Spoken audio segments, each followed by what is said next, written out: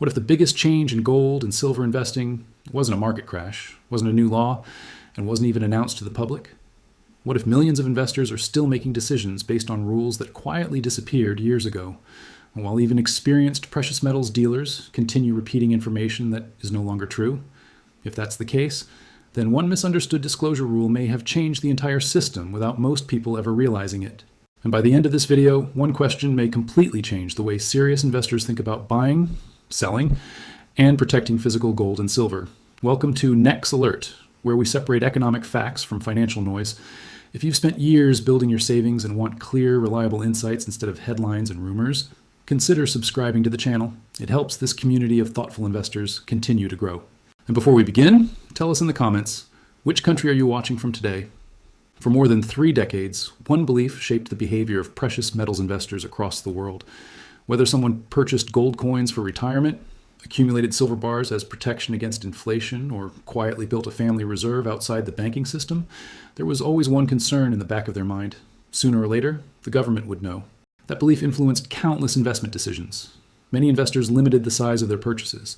Others avoided certain products entirely because they believed they automatically triggered government reporting. Financial forums repeated the same advice. Dealers passed it from one customer to another. Over time, those assumptions stopped being questioned and gradually became accepted as undeniable facts. But facts have a dangerous habit of changing while public opinion remains frozen. Hidden beneath the headlines about inflation, central bank gold buying, and record government debt, something far less visible was taking place. A quiet legal interpretation was beginning to dismantle one of the oldest reporting systems in the precious metals industry. There were no dramatic press conferences, no emergency announcements, no nationwide media coverage. Yet the implications reached every serious investor who owned physical gold or silver. The surprising part was not that the rules changed. The surprising part was how few people noticed. Even after the legal interpretation shifted, outdated information continued spreading across financial websites, investment videos, discussion forums, and even conversations inside precious metals shops. Investors kept planning their strategies around reporting thresholds that many believed were still active. Some delayed purchases, others sold assets differently than they needed to. Decisions worth thousands, sometimes hundreds of thousands of dollars, were being influenced by information that no longer reflected reality. This raises a much larger question. How can an industry built on preserving wealth continue relying on outdated assumptions? The answer lies in the nature of financial regulation itself. Most people imagine important regulatory changes arriving with bold headlines and immediate public attention.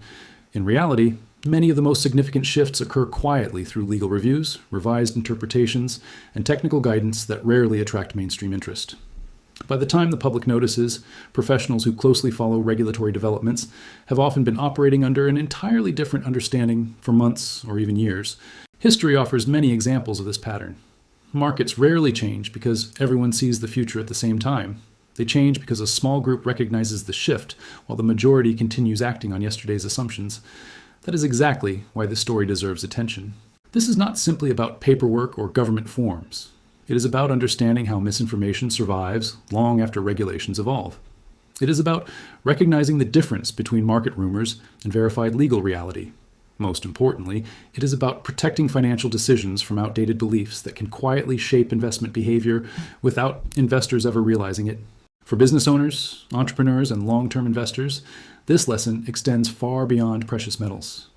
Every economic cycle creates moments when yesterday's rules collide with today's reality.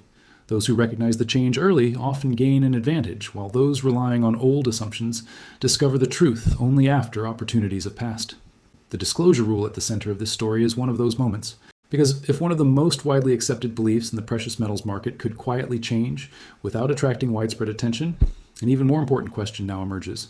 What other assumptions about gold, silver, and financial security are investors still accepting without ever stopping to verify whether they remain true? Markets usually announce their turning points with headlines. Regulations rarely do.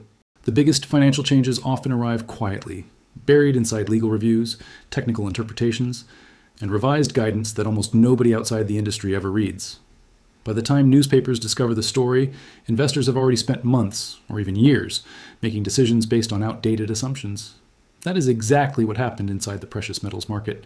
While investors were watching inflation reports, Federal Reserve meetings, central bank gold purchases, and growing geopolitical tensions, an entirely different transformation was taking place behind closed doors.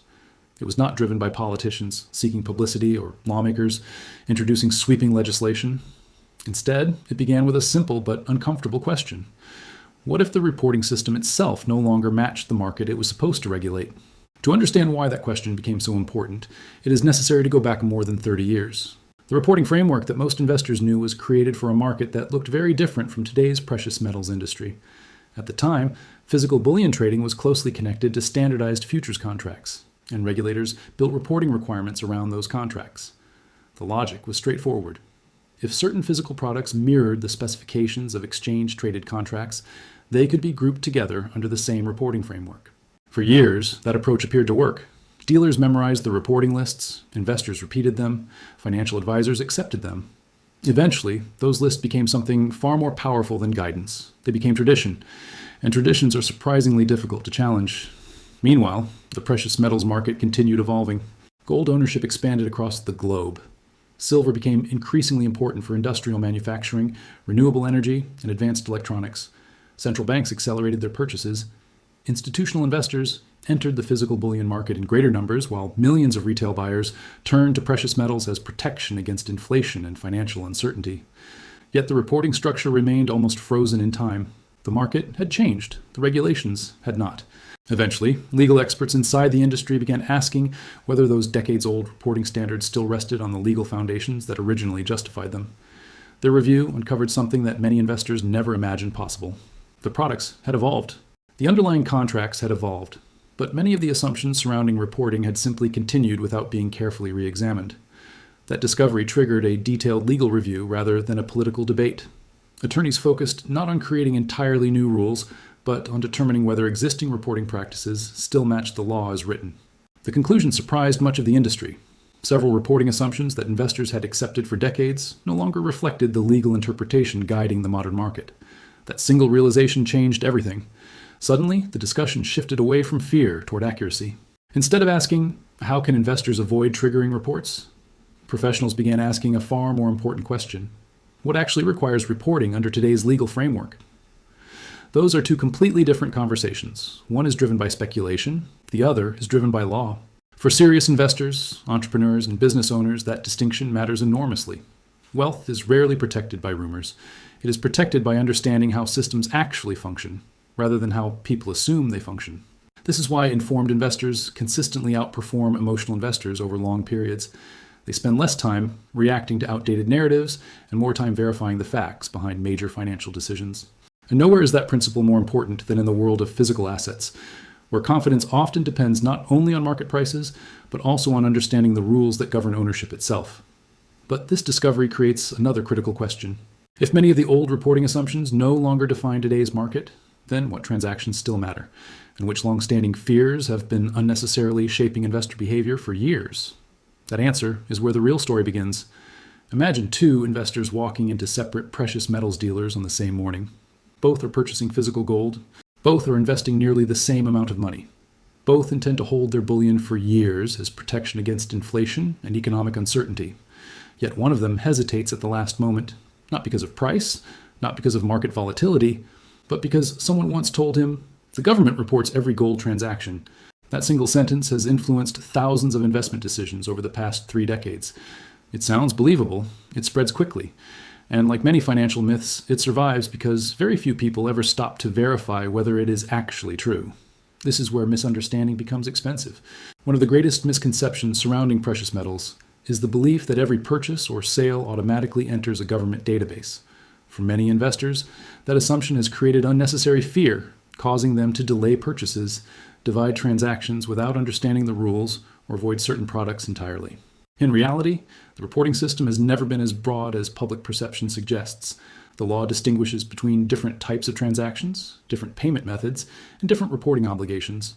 Those distinctions matter because compliance is based on specific legal standards, not on internet rumors or decades-old advice passed from one investor to another. Perhaps the biggest source of confusion comes from mixing together 3 completely separate concepts. The first is transaction reporting. The second is anti-money laundering compliance. The third is taxation. Although these areas often overlap in conversation, they serve very different purposes. Transaction reporting determines when certain activities must be documented under existing regulations. Anti-money laundering rules focus on identifying suspicious financial behavior designed to conceal illegal activity. Tax law, on the other hand, concerns whether profits are properly reported when an asset is eventually sold. Confusing one for another has created years of unnecessary anxiety among investors. For example, many people assume that avoiding a reporting form somehow eliminates a future tax obligation. It does not. Likewise, receiving a report does not automatically mean someone has violated the law or owes additional taxes. These systems operate independently, each serving its own objective within the broader financial framework. Another misunderstanding has proven even more dangerous. Many investors believe the government watches only transaction size, but experienced compliance professionals know that size alone rarely tells the full story. Intent often matters more than numbers. Suppose someone repeatedly breaks a large transaction into several smaller ones solely to stay below a reporting threshold. On paper, every individual transaction may appear ordinary. Viewed together, however, they may suggest an effort to avoid established reporting requirements. That behavior is commonly known as structuring. It is not the dollar amount that attracts attention. It is the pattern. This is why serious investors should never build financial strategies around finding technical loopholes. Markets reward discipline far more consistently than they reward attempts to outsmart regulatory systems. The smartest participants focus on transparency, accurate documentation, and long-term planning rather than constantly worrying about where invisible reporting lines might exist. Ironically, investors who spend the most time trying to avoid routine reporting often ignore the records that genuinely protect their wealth. Purchase receipts, invoices, photographs, verified ownership records. These simple documents establish cost basis, support future tax calculations, and provide valuable evidence should ownership ever need to be demonstrated. In many cases, those records become far more important than the reporting forms investors fear in the first place. As the financial world becomes increasingly digital, transparency is evolving into one of the most valuable assets an investor can possess, not because governments demand it, but because accurate records reduce uncertainty, simplify future transactions, and strengthen long-term financial planning. And that leads to the biggest question of all. If the greatest risk was never the reporting system itself, but the widespread misunderstanding surrounding it, what does this reveal about the future of physical gold and silver ownership in an economy where trust, privacy, and financial security are becoming more valuable with every passing year? After everything that has been uncovered, one conclusion becomes impossible to ignore. This story was never just about reporting forms. It was never simply about gold coins, silver bars, or government paperwork. It was about understanding how financial systems evolve while public perception remains trapped in the past. That lesson extends far beyond the precious metals market. Every economic transition creates a period where old information continues circulating long after reality has changed. During that period, uncertainty grows, misinformation spreads, and those who fail to verify the facts often make the most expensive decisions. Today's precious metals market sits directly inside one of those transitions. Around the world, central banks continue accumulating gold at levels rarely seen in modern history. Governments are carrying record debt burdens. Interest rate cycles have become increasingly unpredictable. Inflation may no longer dominate daily headlines, but purchasing power remains under constant pressure. At the same time, confidence in traditional financial institutions is changing. Investors are asking different questions, not simply, which asset produces the highest return, but rather, which asset preserves purchasing power when financial conditions become uncertain? That shift explains why physical gold and silver continue attracting attention from families, entrepreneurs, institutions, and even national governments.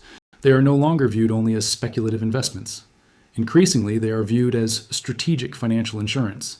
Yet owning precious metals alone is not enough. Knowledge has become part of the investment itself.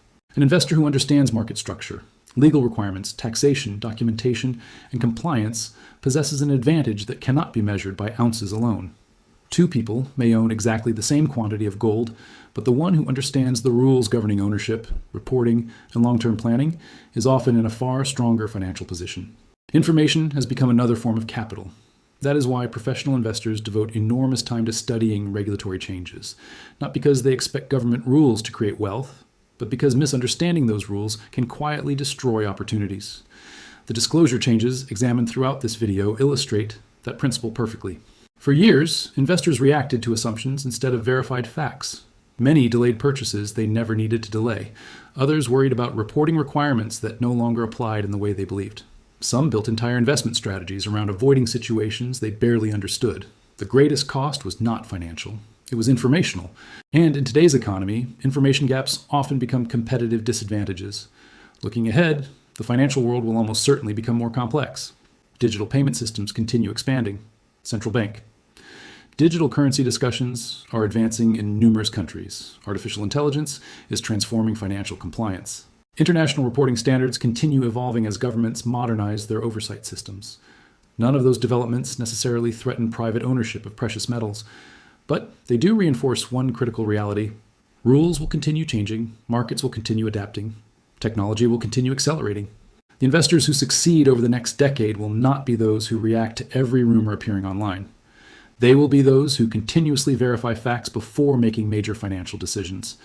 That principle has survived every economic cycle. Whether the subject is interest rates, inflation, taxation, banking, or precious metals, disciplined research consistently outperforms emotional reaction. Perhaps that is the biggest lesson hidden inside this entire story. The disclosure rule did not break the system. It exposed how easily outdated information can continue shaping public behavior long after reality has changed. And that realization carries a warning far greater than any reporting requirement. Because in modern finance, the greatest risk is not always market volatility. Sometimes, the greatest risk is confidently making decisions based on information that quietly became obsolete years ago. For serious investors, entrepreneurs, and business leaders, the objective should never be to fear the system or blindly trust it. The objective is to understand it. Because those who understand the rules are always better positioned than those who merely assume they know them. And in an economy changing faster than ever before, that understanding may become one of the most valuable assets anyone can own.